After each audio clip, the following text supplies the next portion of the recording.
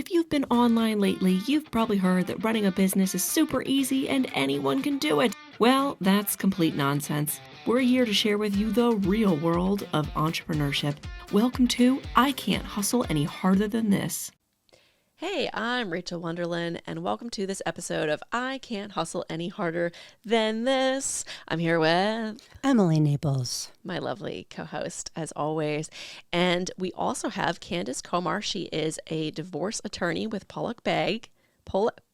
Am I saying this? Yes, Pollock Begg. Okay, I just want to make sure I got it right. Even though, as I said earlier, you all did my divorce, but I mostly saw it in writing. People like to forget, right? Yeah, I mostly people do. It is nice to do it and then forget about it. So, Candice, tell us a little bit about you and what you do. All right. Well, I've been an attorney since 1986, which is a long time, and I have been practicing solely in the family law space ever since I got out of law school. And I have been at different size firms through the years. And in 2021, in January 1, I formed Pollock Begg with some other attorneys that were with me at a former law firm.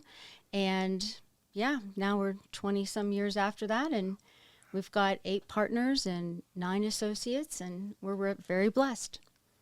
You know, I have to tell this story, which is Candice and I met doing PCNC Night Talk, which is a show here in Pittsburgh. We were both on twice.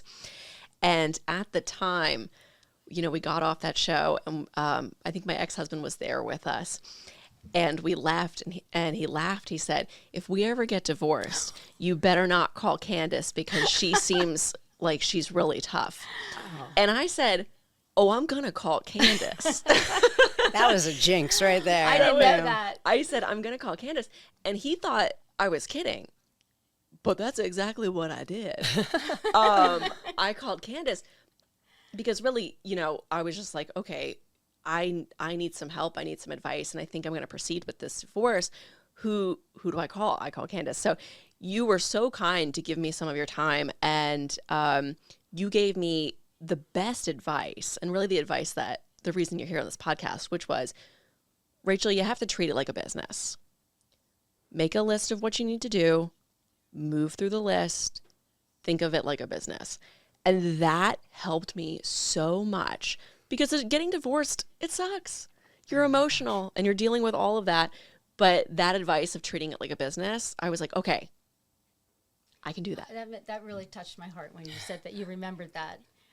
I learned that advice because I've represented men as well as women over the years, right?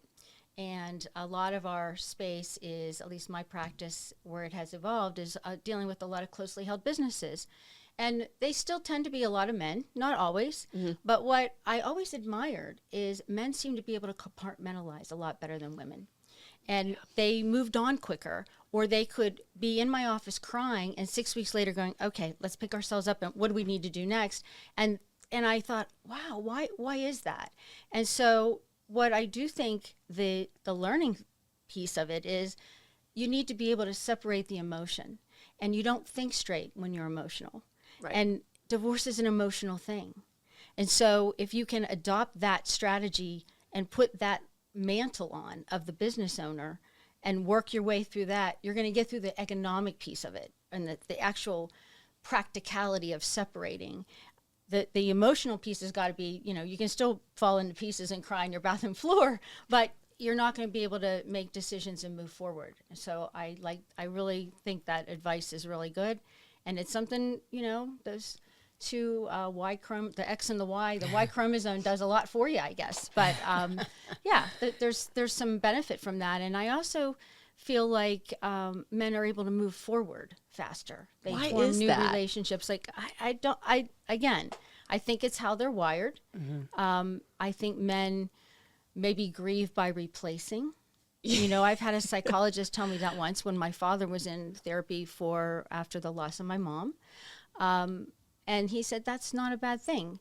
Women like to be by themselves. It's like one husband per lifetime is plenty, and I'm going to take some time for me and regroup, and they can be alone.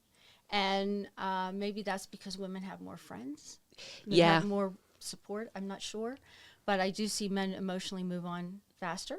Interesting. I think part of that is probably because men rely on women more than women rely on men. But, Maybe. for our male listeners, in the comments you can disagree. but I would assume that, that's a big part of it, is just like, women do take on a lot of that emotional, not burden, but just pieces of that for the family if they have children and all of those things. Okay, I have a lot of professional friends, and some are married, some are not, some are divorced, and I find that women tend to be the ones that do the social calendar, the kid calendar, the family dinners, the planning of the meals. That's not always, but probably more than 50% of the time that's what's happening. And they're also performing the roles as the business owner or as the executive or whatever they're doing. In addition, that's just how it's always been.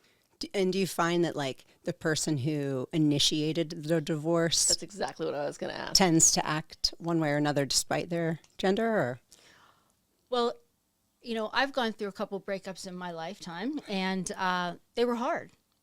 And some of them I initiated, and some I didn't. And someone said to me, the reason it's called a breakup is the other person didn't know in advance. What almost never happens, and I don't know why, people almost never go, I'm kind of not happy. So do you think we can work on some things in this relationship that will make me happier?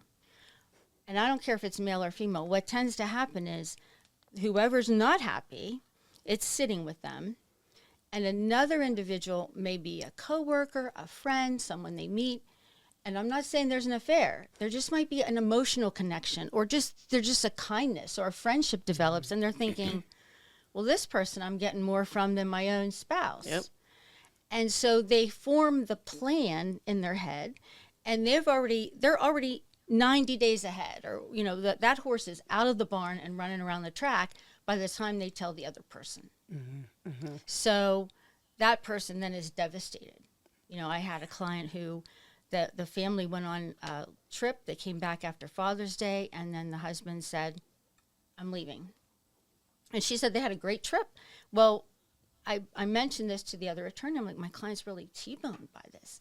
She said, well, he didn't want to upset the son. He wanted them to have one last good memory together. Oh, wow. But he had been formulating this plan for months. For a long time. yeah, wow. Yeah. At what point do you find that people approach you to say, oh, I think I need to file for divorce? Like, are they ready to go, or are they sort of like, let me just talk to an attorney? Well, I'll tell you, the best approach is when people come to me when they think they might be separating. Either they're initiating or someone else might be, because then I always feel knowledge is power. Okay, so if let's just say you think your marriage is kind of on the rocks, you don't want to wait till you get that complaint, or you come home and your spouse isn't there, or they have the talk and then they leave, because then you're scared to death and you're sick almost to your stomach, because like, what is going to happen? If you know what your rights are and what the possibilities are and the process and your options, I think it takes a lot of the fear out of it. And I'm not saying it's divorce planning. It's just kind of being informed. Yeah, learning. Right? Now, both of my marriages, they were scary. I mean, you're paying for the ticket and you're taking a ride, and it's a risk. Sure. It's a leap of faith. Yeah. I had a very evolved knowledge of what could happen, and I was still scared. So I can't imagine people that don't know what they're getting Were into. you a divorce attorney when you got married the first time? Yes. Okay. You're like, you're screwed, pal. And my father said to me before we walked down the aisle, I didn't realize it. I thought my parents put on a good, happy face. They didn't like this guy at the beginning, but he said, you better than anybody would know what you're getting into. Wow. So But you that's what we don't, did. I feel like, at the That's same fair. time. Like, that emotional piece, you're sort of like, well, it's not going to happen to me. I'm Right. not going to get divorced. There's no divorces in my family, and I didn't think I was going to get divorced either. Yeah. But to get back to your answer, so there's that subset. That's probably the best. There's a lot of people that'll come whenever they're in marriage counseling, and they'll say, well, I just figured I better know. And that's practical, right? Yes. Better know what the lay of the land is, since things are on the rocks. But hopefully things will work out. And then there's some people that come, when they first get the complaint. And I don't think that's ideal. I think, like, if you kind of don't put your head in the sand, don't be an avoider. People think if you come into my office, a lot of them will come in my office and start crying. And I go, whoa, whoa, whoa, whoa. That doesn't mean you're getting a divorce. You're just getting information. Yeah. You're getting educated. And that's good. And this education can help you going forward no matter what. I've had people come in and meet with me and find out what the divorce might cost them, and then go back and try harder. Right? That's amazing. I'm not ready to pay for this yet. Wow. Or it ain't that bad after all, Yeah. You realize quickly when you're getting divorced how legally entwined you were with this person. And it's interesting because when you get married, you're just like, yay, we're just signing one piece of paper and that's it. And then you're getting divorced. You're like, oh, what that wow. means. There's a lot more papers. Wow, than there's I a lot more realized. paper. Well, people don't even understand that things that happen during the marriage, even if it's in a separate name, makes it marital, Yes. right? Like you run up a credit card bill in one person's name and the other spouse doesn't know. When you go to divide assets, that's a marital debt. What? People don't know that. Yeah. People who've had homes for years or inherited money, they put it in a joint name because I thought I was supposed to when I got married. That's not the law. Wow. And that just gifts it to the marital estate and no. changes the character. And they don't even know why they're doing it. They just thought they were supposed to. And I personally don't see why people have to title vehicles jointly. That just makes it more complicated at the end. Then you're going to have to meet at the notary and sign the title. And you can't do that if there's a lien against it. Oh, no. Why? People just do because they just think, well, we're married. We have to put both our names on it. It doesn't not make it marital. You can buy a car in your own name. It's still a marital asset. So why do we have to name it jointly? You know? I was curious if you've noticed a change in that or an evolution in that over the years. Like, have people gotten more, I'm going to do me, you're going to do you? Like, I see more people asking for prenuptial agreements. interesting. And I've seen in recent years people asking for post-nuptial agreements while they're still married. Okay. Issues that come up, like maybe somebody is going to inherit an interest in a business, or maybe someone wants to protect some asset or something they're doing, and their marriage isn't strong. And they are able to convince the other spouse that they need that to continue in the marriage. And it might carve out certain aspects of their entire case, but not everything. Okay. What made you get into divorce law, family law? Was there something you were like, oh, this really interests me, as opposed to any other type of law? Okay, when I graduated law school, the job market was really bad, and I needed a job. Okay. Wow. Okay. My undergrad was in English and business, a dual major at Pitt. And the law firm, I had my resume in the Bar Association placement office, and I got a call from this law firm. It was Wilder and Mahood. I'm Wilder and Miller at the time. It was 2 females, and I didn't know it because I had gone to law school in Dayton, Ohio.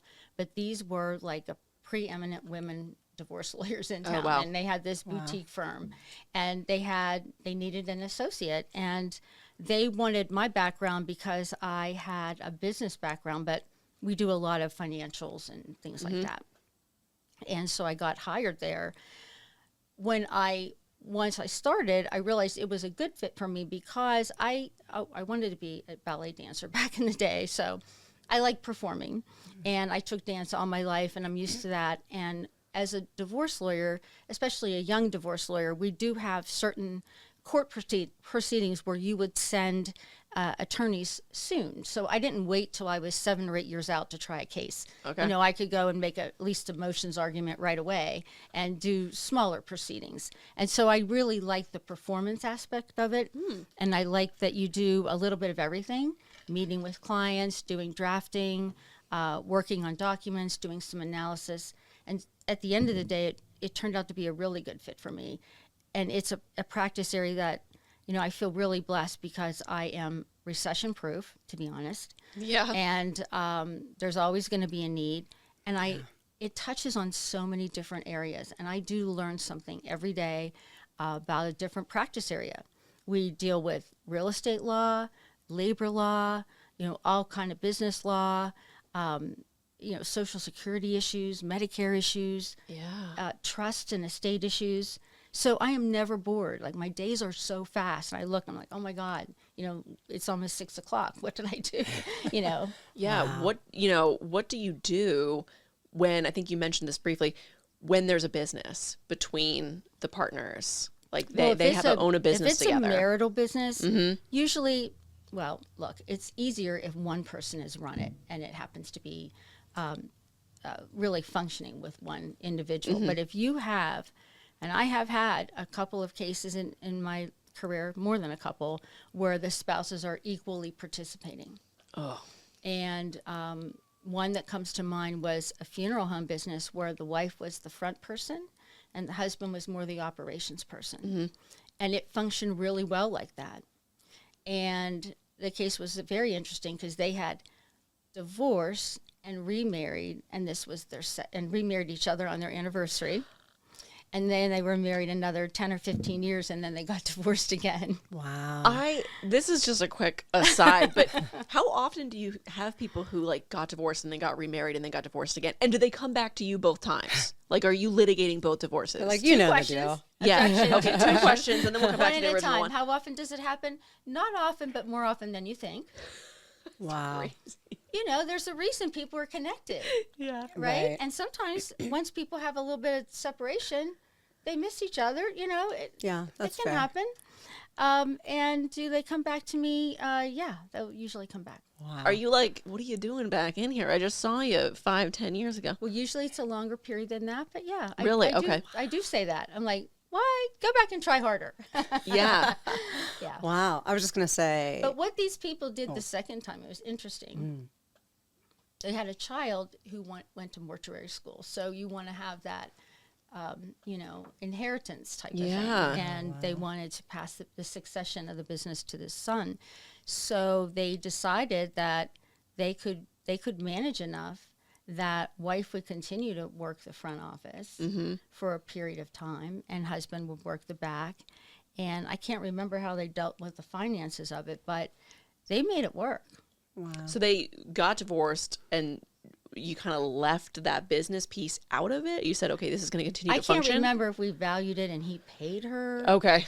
I do know she continued to work it because they felt that it was important to keep the value of it operational and just like normal, so that their son could step in and then ultimately start to run it. Now, sometimes, I do, there's different types of processes to resolve a divorce. And one of them that I work with a lot is called collaborative law. And that's where you agree not to go to court. You have meetings all 5-way, or if you use with a mental health professional, you have 2 lawyers, 2 parties. You also add a financial neutral sometimes, and we explore different resolutions that might not happen in court. So the court style is someone's going to get the business, or the business is going to be sold and the assets divided. In the collaborative approach, we might do something like, maybe we'll put this business in a trust that will continue to operate, and then the trust will be for the benefit of the party's children. Why would we do that? Because if one person or the other gets the business, then that person could remarry, and we can't make them have a prenup. And a lot of times people have spent their lives, 20 years, developing a business that they want the children of that relationship to have. Right. And you can't control a person coming into the thing. What if they have kids? And what if the other person dies? Well, then that new individual's kids are going to potentially inherit the business that for 20 years has been built up, with this couple. And those children of that marriage are cut out. I bet kids make it a lot harder. Right. It's complicated. Yeah. But, that's a good way to resolve things, isn't it? So it takes kind of that concern away. Because I have, especially if the other person has moved on, a client will say, well, I don't want her to get it or her kids to get it at the end of the day. I was just going to sidebar that Rachel's husband's ex-wife, that story. My current husband's ex-wife. Your current husband's ex-wife. He was married to her. So this is quick sidebar. We'll my make husband, it quick. Ron. his ex-wife was married to a lawyer named Ron. Prior to Ron. Had 2 kids with him, got divorced, married my husband, a lawyer named Ron, divorced my lawyer named Ron, got back with the original lawyer named Ron, All right. and then divorced him again. Oh, And then I my. think she got remarried again. It's kind of like To what we were Ron. talking about. No, I don't think that guy was Ron. not a Ron, but that would have been He had amazing. to be a lawyer and he had to be named Ron. Yeah. That would have been awesome. I just had to throw that one out Yeah, there because it blows that's my mind. interesting. So I met somebody at an airport once. We had a really long, like a layover that got all messed up. And so, you're trapped with people who are like going to get on this flight. And you end up at the bar and you're talking to people. And one woman said, yeah, I got to get back. I got to go file my divorce. And I said, oh, I'm sorry. And she said, nah, it's fine. I remarried my ex-husband. I said, when did you guys get back together? She said, the night we filed the papers Oh, my. for the first divorce. She said, we went home together, we hooked up, and we were like, what if we do this again? Oh, man. So they literally filed for divorce, went home, slept together, got back together, Yeah. and then they filed again, like a Wow. few years later. Yeah. Well, I've had cases where there's a piece, as you know, called an affidavit and waiver. It's the last thing that you file after the 90-day waiting period. And I've sent it out, and it's not coming back. And I send an email like, what's the status? What's the status? I don't hear anything. And then a month later, like, we got back together. So Wow. when they, like, realize, like, this is it, they sometimes people do. That's a scary, I mean, there is this scary kind of piece. There's different steps to the process. How often do you get ghosted at that piece where they're like, okay, we filed everything except for this last piece? Probably 10-15% of the time. Okay. Okay. Yeah. And sometimes people will ghost for a little bit and then they still file. Okay. They just need to take a moment, a little pause there. That's fair. When there are kids involved, it makes a big difference, Yeah. right? Do we really want to do this? Because they didn't ask for this. Right. And their lives are going to change dramatically through no fault of their own at all. Now, I'm curious. So you had been part of a law firm and then you created your own. Can you talk a little bit about that process, that decision? Sure. Okay, so I started my career in a 6-person firm, and then I joined a family law section in a 30-person firm. Wow. And then that section moved to a 400-person firm. Wow. And we were in the matrimonial group, they called it, because that was classier. But we're divorce lawyers. And fake news. Call a spade a spade. People are like, matrimonial? Well, you do prenups too, right? I guess that Yeah. that Prenup, counts. Yeah, I Majority. guess. So, and then what happened is our senior partner that was in charge of our group was an investor preliminarily in free markets. I don't know if you all remember that. But free markets was a startup.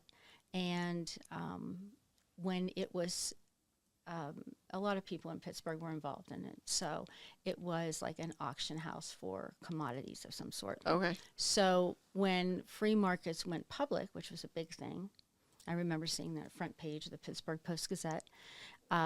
He said to me, we had our little section Christmas party, and he said, tomorrow is a big day for me. And I said, oh, really? And he said, yeah. He goes, I have these preliminary shares in free markets. And he said, really big. So what that meant, and he said if it went up to like $70-some a share, he would be a multimillionaire. Well, it went up to $240 a share. Whoa. Wowza. So we're talking about life-altering money overnight. Yeah. He continued to work, and after about 8 months, he had grandkids. He's like, I don't think I want to do this anymore. And he was very involved in the firm management. So very quickly, that firm management said, I don't think we want to do family law anymore. So you guys in the family law section are welcome to work elsewhere if you want. Oh. Which would mean changing my practice area after being a divorce attorney for a long time. But that would also mean, realistically, changing my hourly rate, being more vulnerable to layoffs or cutbacks, if the firm wasn't meeting economic goals, and it was a very money-driven place. So after a lot of backdoor meetings at the Duquesne Club and interviewing separately and together, a lawyer who had been in a practice group at Reed Smith approached us and said, and he was on his own at that point with an associate. He said, why don't we form a new entity, and you can come to my space. We'll use my billing system, my staff, and we'll build from there. Nice. And that was one of the scariest decisions I ever made. But it was one of the best. Yeah. It's a huge risk. It's a Right. huge change. And you're really taking this leap of faith. I am not entrepreneurial. I love the comfort of the big firm. But I just thought, I don't know, it just seemed like the right thing. I loved the people that I worked with. And I had a chance to kind of control my own destiny, Yeah. which is a little frightening because I was used to trying cases with someone else, and all of a sudden people were asking you Yeah. what, questions. It's like you're the captain of the ship. Yeah. So, Yes. it's one of those things. That and my second husband were the riskiest things I did, but the best. That's great. And like, how far were you in your career when that had happened? I was out at least 20 years. Okay. So you had that good backing, but Right. but I get what you mean. Being in, we joke because Rachel's the entrepreneur and I'm full time. I've always worked for a company. I like to learn, but thinking about that, leaving after working for like 15 years is super scary. So I feel like the longer you've been in that kind of set space, the scarier it would be. And you're almost under an umbrella, right? Someone's taking care of things. So for many you. Someone's doing the hiring and firing of the staff. Someone is, making sure your paycheck is processed. And all of a sudden, all those little details become a decision, even close to how's the office going to look and the decor and the branding and all of that. And how many folks were you like taking folks with you from your firm? took, I had two partners, myself. We took one paralegal. That was it. And when I look at that announcement, there were 4 partners, 1 associate, and a part-time associate. And I can't even keep track of the people we have right now. I think we must have about 30 staff. Wow. I'm sorry, 30 employees total, including staff. Okay. Natalie had a good question, but you ended up asking it. And she says, Emily's psychic today. Thank you. It was about the transition into having your own firm and what that looked like. How you mix business and going through the process and doing the paperwork and handling all of these things with caring for the client and how probably emotionally fragile they are at the time. Because I feel like you probably play therapist a little bit as you're going through the divorce process. And I think, your firm really did that for me. Well, thank you. Sometimes I joke that I should be charging an extra piece on my hourly rate. You really 'cause probably should. Look, I am not a therapist. I am not, believe me, I don't have a psychology background, but I have a friend who was a bartender and owned a bar for many, many years, and you start to really know human behavior. And, people will say a good psychologist is not only someone who's well-educated, but experienced. Yep. And there are so many patterns that I see, and I'll have an initial client consult, and I will fill in the blank, and I'll go, let me guess, and then this happened. You did that for me. Right. And You they'll did go, that for "What?" me. Like, Yeah. How do you know? How do you And I'm like, know? "Look, Yeah. the faces change, but the behavior is similar. It really is. And so, I usually have an associate sit in on my new client meetings, and one of my associates is now my law partner. I'm very proud of that. And I would turn to her, I go, you think I'm psychic, don't you? After a consult. And I'm like, I'm just old. I just have seen and heard it all. Been And around the And I block. can tell what's going to happen. Yeah. Wow. Yeah. I can't change it, but I can normalize it. Wow. I remember Ashley, who was, going through my divorce. She said, you've done a lot of this paperwork already. If you want to wait on this last piece, it's okay. She's like, this is like the fastest divorce I've ever done. And it was so nice that she offered that. And I think I didn't really take her up on it. I ended up going through and doing the paperwork. But that was such a nice... You were like wanting to maybe not press that last button. Yeah, at it the was end. scary to press that last button. It really was, to go, okay, This is it. this is it. Well, This I is tell it. people you can always remarry. Apparently. And then you can come back in here and we can do a second one. the divorce Or again. we could do, you know, we could do a prenup or something like that. Right, Yeah. right. Do people, when people come to you, we talked a little bit about like when people reach you. Do you speak with more men or more women? I get asked that question a lot, and I'll tell you, I would almost always say I do more men, and the reason for that is my orientation was at Buchanan Ingersoll. That was the large firm I was with. And I was friends with a lot of the corporate guys. Mm-hmm. And so they would refer those people to me from that space. And it just kind of mushroomed from there, and it just sort of happened. I don't really prefer one or the other. I do know that in my career, a lot of times men want to have a woman. So they'll say, I want to know someone who thinks like my ex-wife. to be." Interesting. could Okay. see Or I want to be, right, a bitch lawyer. Yeah. They'll say that. And I'm like, oh, thanks, I think.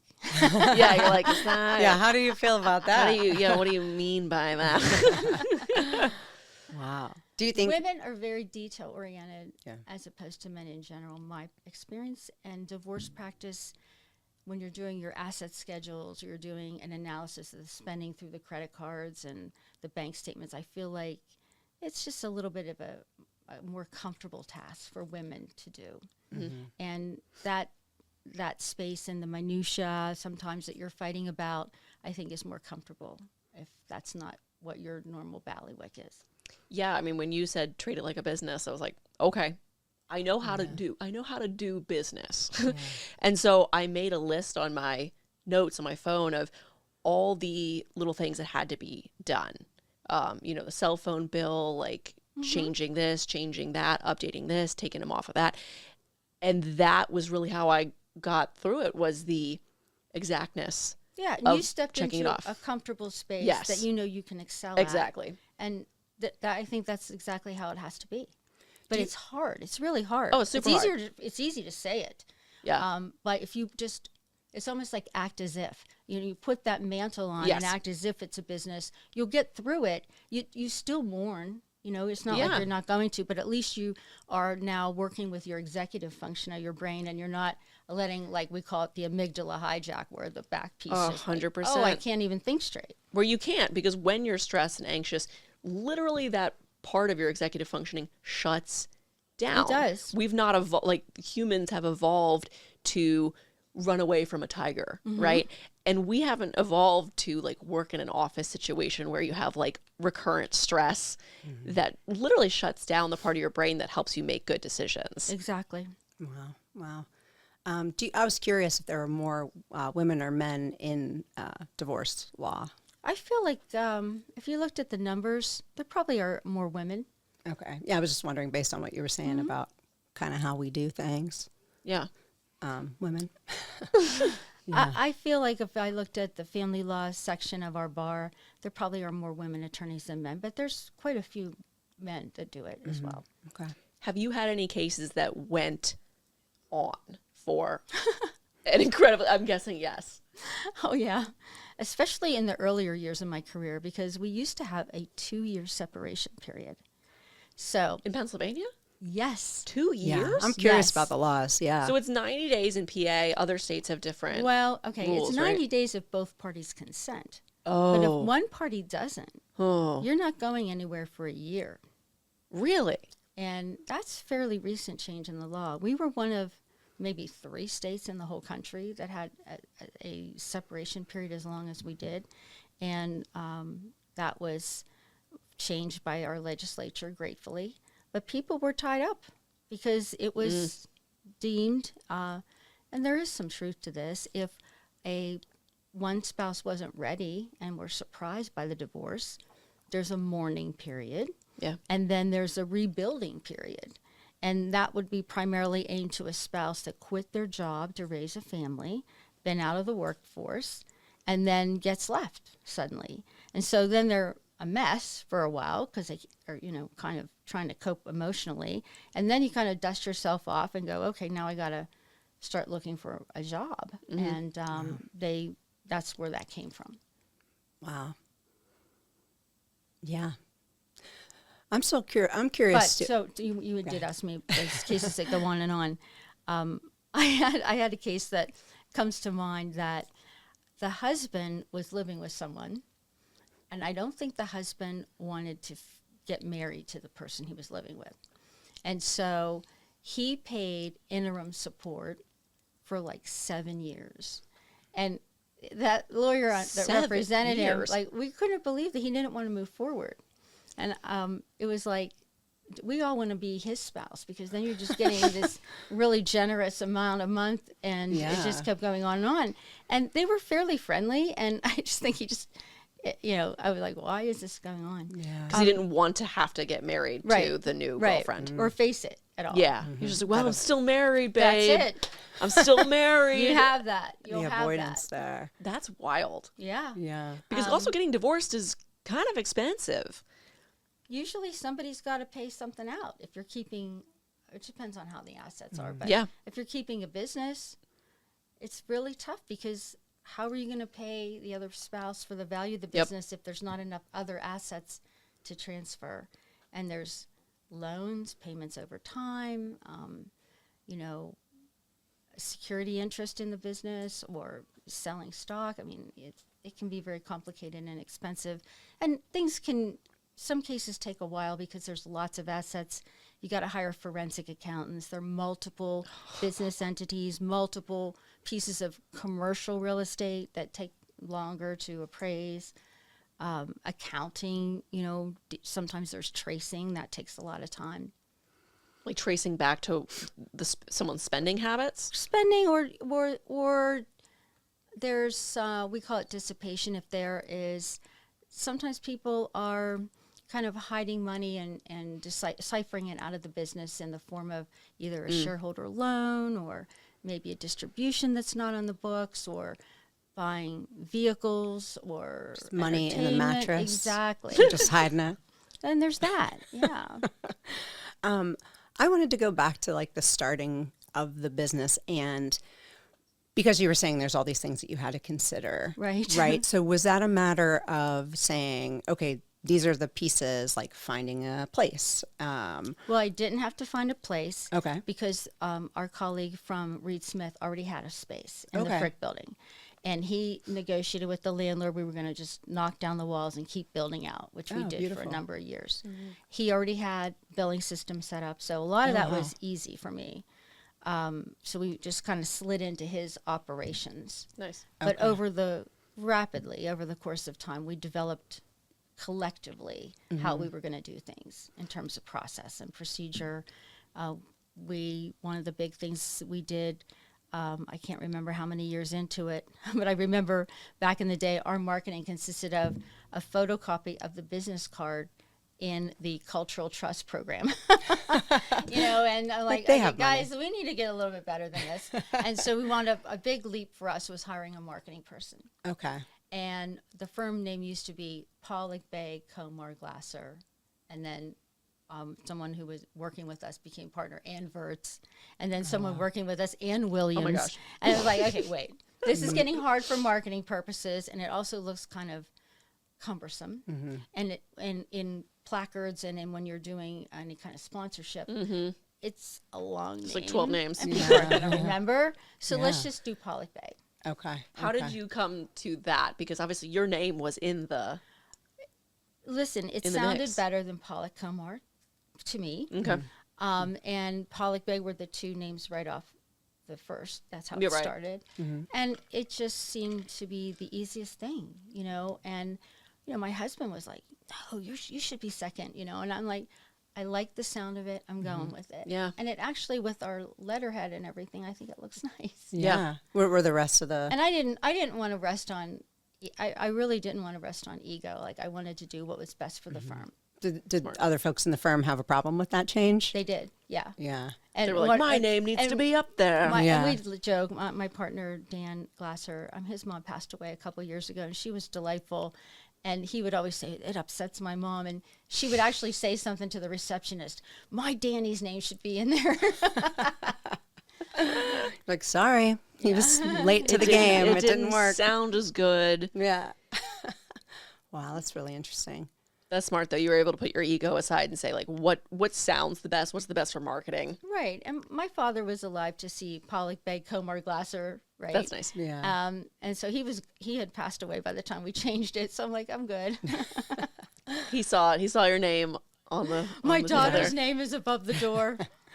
Well, I was just wondering if there was any advice you'd have for an attorney who said, you know what, I do want to do this. I want to go out on my own, or open a smaller business, or all the things you've done. Now they're the regularly recognized as the best firm for divorce law in Western PA, I'm right? not allowed to say. We can say it. A smaller business that grew into the Yeah. best. Yeah. Yeah. You know, my advice is for these younger attorneys is not to be afraid. I'm a scaredy cat, and I'm not a risk taker, and I'm really sorry I didn't take more risks as I was growing up, and you know, just even in my career early on, and where I went to school and all of that. I keep thinking that, you know, all these different forks in the road. I always played it safe, and yeah, don't be afraid. And I do think nowadays it's easier because there's just a lot, you know, with technology, with a lot of different companies that are out there that kind of support lawyers in different spaces. Like I think of an entity, not to like advertise for them, but there's an entity called Clio that does like your billing and your software for a smaller firm and makes it easier. Like when we were doing it, all these things were separate, and you had to work with you had to work with an IT company, and you know, they'd make recommendations, and you were really beholden to what they brought to the table. Now, with the, I mean, I started practicing before the internet. Can you believe it? When we didn't have email, we had a fax. Yeah. And then there's voicemail, right? So, you know, all these things make it easier. And I do think it's a lot easier to get clients now than the old school way that we did, which was really word of mouth early on, and it was your reputation. Now you almost can come out of law school, and if you got a good website and you got good SEO, you got somebody helping you with all that, you're going to drive traffic through your door and make a living. Wow. Which is amazing to me. Yeah, Right. definitely. That's awesome. Anything else, Rach? I think we covered a lot. Candice, do you Yeah. have anything else that you want to mention? We hit a lot Share, of points. plug. Well, I would say that no matter what area of practice you go into, and I remember this when I was in law school, they would say the law is a jealous mistress. By that I mean you are always paying attention. You always are paying attention to your clients, to your bottom line, to your bank account with the firm. It takes a lot. It's all consuming. And I still struggle with carving out time for myself. You know, and now that we have this technology, the expectations of clients are almost instantaneous. They want to text you. They want to email. All hours. Saturdays, right. Yeah. And, you know, I remember talking to a colleague of mine, and she goes, remember the days when you dictated on your mail on Friday and it went out the door and you could breathe until Monday morning. No one was contacting you. And it never ends. I feel like it's the balls in McDonald's. But what I would say, at least about family law, is that what I do is very stressful, but it's very rewarding, and it's never boring. And for me, that's it. Like boredom would be the worst. That would be the kiss of death. Like I thought in my high school yearbook, I wrote I wanted to be a corporate lawyer. I had no idea what a corporate lawyer did or what that was. But when I saw the lawyers in the corporate area at Buchanan revising these massive documents for months on end, changing little bits here and there, like, no, that I couldn't do that. And I do. Obviously, it's so satisfying when you see people like yourself, Rachael, bloom after. Yeah. Or they come into my office all broken, and then the next time I see them, or a couple months down the road, they're finding their footing, and they're starting to ask really intelligent questions. And, you know, I remember a collaborative law case where a client of mine was the spouse, husband had a business, and she was so nervous the whole time because, oh, he knows finances, he knows this, he knows that. And I set her up with her own financial kind of coach. And here, all of a sudden, in one of our meetings, she asked this brilliant technical finance question. And I was like, whoa, I was so happy. And she gained her voice. She gained her footing. She got her confidence. And that made me feel so good. I mean, that's why I do what I do. That's awesome. Yeah, that's fantastic. Thank you so much, Candice, for being here, for coming in Thanks today. for This was having really me. fun. Yeah. Ashley says learned a hello, lot. by the way. Hi, Ashley. Ashley was my official divorce attorney. Nice. Yeah. I had a slightly less detailed, lower cost divorce than Candice normally takes on. I was like, "Ooh, can I get somebody who We cover it all. We have people that'll do it cost effectively. Yeah. Thank you so much for being here. This was awesome. The name of the firm one more time. Thank you for asking. Pollock Begg. Okay. This is Candice Wonderful. Komar. All right. Reach out to her with your divorce-related needs. Thanks. Thank you. Thank you.